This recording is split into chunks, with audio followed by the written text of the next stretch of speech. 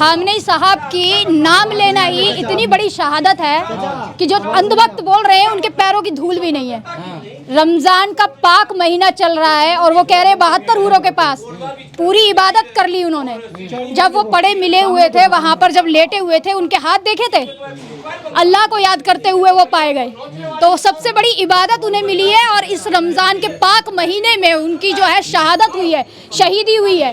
तो ये अंधभक्त उनके पैरों की धूल भी नहीं है। 86 साल का वो एक आदमी, वो शख्स जिसको मारकर जो खुश हो रहे हैं अंधभक्त और उनके पापा खुश हो रहे हैं ना, जो बोल रहे हैं कि भाई इस आदमी को हमने, वो ढाल था ईरान की, वो ढाल था उन देशों की। अब जो है 8 देश घबरा रहे हैं, खत्म होने वाले हैं, घबरा रहे हैं क्योंकि अब जो है ईरान रुकने वाला नहीं है। आपको अगर सच्चाई बता दूं, और ये अंधभक्त कहाँ से आए हैं, कहाँ से आए हैं, कौन है ये अंधभक्त? अंटी संट चिंटू बोलते फिरते हैं, इनको कुछ पता नहीं है, इतिहास का पता नहीं है। खामनेई साहब का नाम लेना ही, मैं कह रही हूँ, शहादत है, इबादत है। कह रहे तानाशाह का अंत हो गया। कौन कह रहा है तानाशाह का? तानाशाह तो अभी देखिए नेतन्याहू, उसका अंत होगा। तानाशाह बैठा है ट्रंप, उसका अंत होगा। जितने भी ये तानाशाह आए हैं, गाजा पट्टी को जिस तरीके से इन्होंने वीरान कर दिया, जो लोग कह रहे हैं, अटकलें लगा रहे हैं कि इसी तरीके से वीरान नहीं होने वाला है। शिया की एक जो खासियत है वो ये है कि वो शहीद हो जाएगा, लेकिन ऐसे बुजदिल होके झुककर मरेगा नहीं, शहीद हो जाएगा सामने से वार करने। और ये जो पीछे से वार किया है उनके ऊपर, तो ये कितने बड़े बुजदिल हैं। कौन सी महिलाएं जश्न मना रही हैं, आप मुझे बताइए, तस्वीरें दिखाइए मुझे। जो कौन सी, कहाँ से आ रही हैं? जो भाई ईरान से ऐसी कोई तस्वीर नहीं आई है। जो कनाडा बस गई हैं जाकर, उन जैसी वहां पर सिगरेट फूकते हुए जो तस्वीरें, उनकी तो बात ही मत करिए। उनके लिए तो ईमान धर्म क्या ही चीज है। लोकतंत्र तो आएगा ही, ये बिल्कुल आपने सही बात कही है। इन्होंने सही सवाल कहा है कि लोकतंत्र तो आएगा ही, क्योंकि इन जैसे जो नेतन्याहू जैसे, ट्रंप जैसे जो बुजदिल बैठे हुए हैं, कायर बैठे हुए हैं, जो पीछे से वार करते हैं, अब जलजला तो आएगा ही। मैं कह ही रही हूँ, लोकतंत्र आएगा, अब हकीकत में लोकतंत्र आएगा। और इन जैसे लोग अब जो है मिटा दिए जाएंगे। 8 देश घबरा रहे हैं, एक अकेला ईरान खड़ा हुआ है दीवार बनके, ऐसी ढाल बनकर। और रमजान में कहा भी जाता है ना, रमजान का मतलब क्या है, एक ऐसी ढाल बोला है ना। मैं तो बिल्कुल ईरान के साथ हूँ, हमारा भारत ईरान के साथ खड़ा हुआ है। ईरान हमेशा से हमारे साथ खड़ा रहा, उसने तेल का जो है सोर्स हमें दिया, और भी सोर्सेज हमारे लिए खड़ा रहा। अमेरिका की बिल्कुल तानाशाही चल रही है, और हमारे जो प्रधानमंत्री जी हैं उनसे मिलते हैं। और फादर और मदरलैंड की तो बात ही मत करो, पता नहीं कहाँ से। वो तो भाई बायोलॉजिकल हैं, उनकी बात क्या करना, बायोलॉजिकल हैं वो हमारे। हाँ, मोदी, पता नहीं अभी किस किस को फादरलैंड और मदरलैंड बोलेंगे। भाई हंसी आती है सीरियसली कि हमारे देश के प्रधानमंत्री उस पद की गरिमा नहीं रखते, फादरलैंड और मदरलैंड बता देते हैं। फादरलैंड और मदरलैंड जैसा जो अमेरिका महिलाओं के अधिकार की बात करता है, वो मुस्लिम बच्चों के स्कूल में बम गिराता है, क्योंकि कमजोर और बुजदिल है, कायर है। उसे पता है कि किस पर वार करना चाहिए, और इतना चालाक भी है। लेकिन जो उसके सामने डटे हुए हैं, लड़ रहे हैं। और मैं तो उस दुबई और इमिरेट्स के जो जितने भी शेख बैठे हुए हैं, उन पर लानत भेजती हूँ। उन पर लानत है कि बैठ करके वो ये सब चीज देख रहे हैं, सिर्फ उनको अपना आयात निर्यात और बिजनेस दिख रहा है। डूब मरना चाहिए ऐसे मुसलमानों को। वो मुसलमान ही नहीं है, वो मुसलमान ही नहीं है। असली मुसलमान वो है जो आज शहादत के लिए इबादत भी कर रहा है। उन शहीदी दी है खामनेई साहब ने, और जो डट के खड़ा हुआ है। उन जैसे बुजदिलों की क्या ही बात करें। क्या धमकी देगा सऊदी अरब, खुद डरा हुआ है। अभी देखा नहीं एयरबेस कैसे उड़ा दिए, 4 से 5 एयरबेस उड़ा दिए। वो खुद डरा हुआ है, डरपोक कहीं का। उसका तो खुद बैंड बजने वाला है। अब क्या सऊदी अरब, उसका आपने युद्धपोत नहीं देखा? अब्राहम लिंकन को जल समाधि में समाप्त कर दिया। ऐसे ही धीरे धीरे सब समाप्त होने वाला है। आपने देखा नहीं अब्राहम लिंकन जो इतना बड़ा उनका था युद्धपोत? अरे झूठी खबर, कौन सी है झूठी खबर भाई? आप जरा पढ़िए ना, वहाँ की जितनी भी न्यूज एजेंसीज हैं वहाँ से जो दे रही हैं, आप पढ़िए। आप देखिए युद्धपोत को खत्म कर दिया जल समाधि में उसको। पूजा जी क्या वजह है, मुस्लिम देश क्यों नहीं ईरान के साथ आ रहे हैं?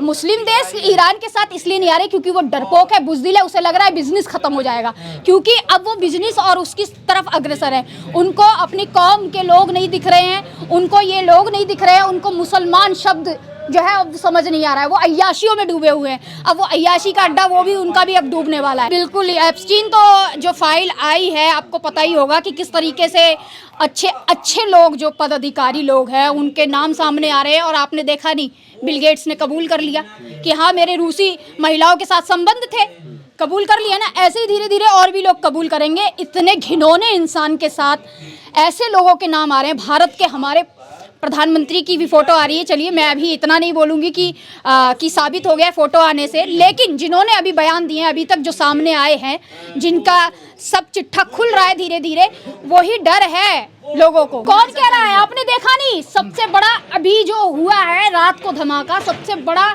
बताया जा रहा है धमाका हुआ है। इतना बड़ा धमाका और इतना एयर बेसिस को उड़ा देना, अब ईरान और मजबूत हो गया है। आपको ये नहीं पता है, अभी गद्दी पे उनके शहादत के बाद ईरान मजबूत हो गया है, बिल्कुल मजबूत हो गया। आप करो या मरो की स्थिति तो है ही, लेकिन झुकेगा नहीं। बोलते हैं ना झुकेगा नहीं साला, तो वो झुकने वाला नहीं है।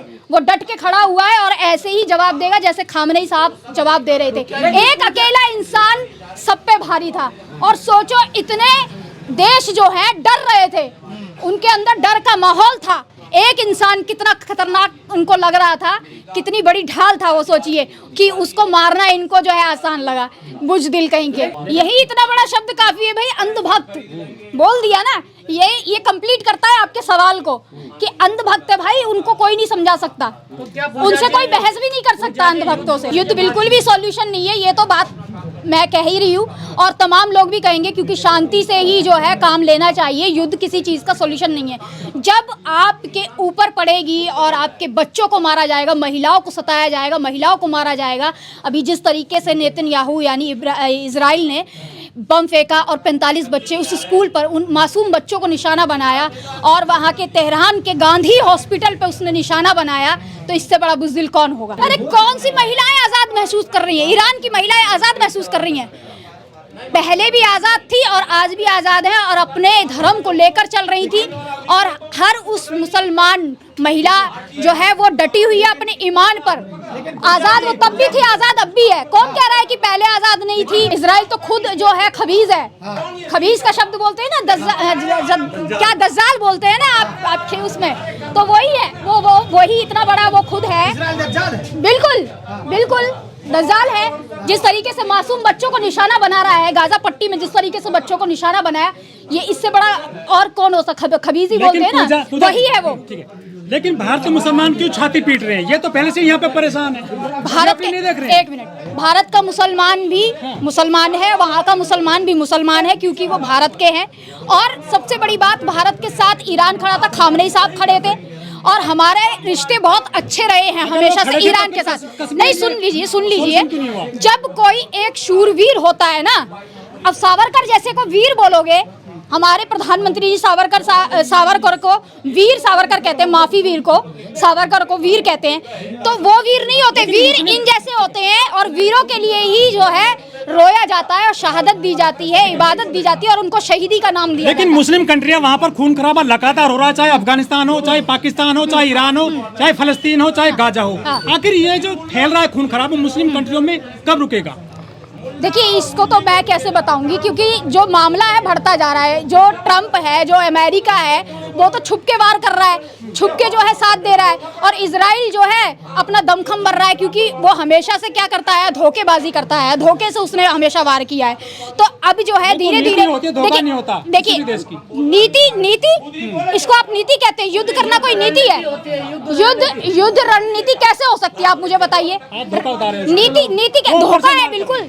अगर आप युद्ध कर रहे हो तो मुझे पता है कि आपके ये लोग आने वाले हैं और युद्ध के लिए हम लोग भी तैयार रहेंगे, लेकिन जब मैं पीठ पीछे वार करूंगी तो इसको धोखेबाज नहीं कहा जाएगा, तो और क्या कहा जाएगा? मोहम्मद साहब ने कहा है, पैगंबर मोहम्मद साहब ने कहा है ना कि एक रमजान का शब्द जो है वो एक ढाल है, और इबादत का महीना चल रहा है। सोचिए, उनको तो इबादत मिल गई। दुनिया के मुसलमान का मुझे एक ही संदेश है कि तमाम मुसलमान एक हो जाओ, इबादत का महीना चल रहा है, और एक होकर, एकजुट होकर जो है जितने भी देश हैं अभी भी सुधर जाओ, जैसे दुबई जैसे जो अय्याश देश होते चले जा रहे हैं, एक हो जाओ, अभी भी सुधर जाओ, वक्त है और वक्त रहते समझ जाओ कि इनको अगर जवाब देना है तो आपको ईरान जैसा ही, खामनेई जैसा ही ढाल बनना पड़ेगा, तभी जो है आप इन लोगों से जीत पाएंगे। और युद्ध किसी भी चीज़ का सॉल्यूशन नहीं है, लेकिन जब युद्ध किया जाएगा सामने से तो सामने से जवाब भी दिया जाएगा, जब मासूम बच्चों को उजाड़ा जाएगा। लेकिन एक दिन जरूर आएगा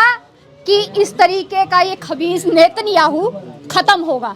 अभी तो मैं ये जो आप बिल्कुल खत्म होगा, मारा जाएगा और ऐसे ही मारा जाएगा, देखिएगा। कौन कह रहा है ये, कौन सी झूठी झूठी खबरें आप अभी देख लेते हैं। अभी नहीं मारा गया है लेकिन मारा जाएगा। अभी उसको दिखा रहे हैं कि किस तरीके से देखिए युद्ध होता है। बिल्कुल खत्म होगा, अरे बिल्कुल खत्म होगा, क्यों नहीं खत्म होगा। जिस तरीके से अभी ईरान जो डटा हुआ है, आप देखिएगा, अभी आने वाला टाइम बताएगा कि कौन खत्म होगा। अभी आपको खुद जो है खबर मिल जाएगी।